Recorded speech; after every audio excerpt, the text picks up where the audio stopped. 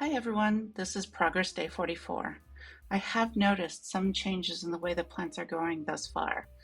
The basil is turning a little bit yellow on the leaves. I don't know if you can see this clearly enough, but it is still growing and it also is improving.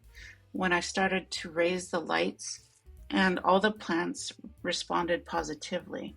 Another observation is that the black-seeded Simpson lettuce has turned a bit yellow and crunchy around the edges. The young leaves do not seem to exhibit the same deficiencies. I have done a bit of research and found that it can be a form of blossom end rot, which is also called tip burn in lettuce. My assumption is it was the way the plant was uptaking nutrients, mainly calcium, from the water in the early days of growth. Since it's day 44, I've noticed my tomato has blossomed, and I will take videos on how to fertilize the blossoms and keep everyone posted on the changes and how successful I have been with the results.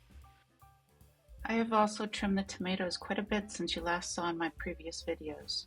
The reason for this is light exposure for the plants below, as well as air circulation. As you can see in the top right video, you could see just how much light is being blocked by the leaves.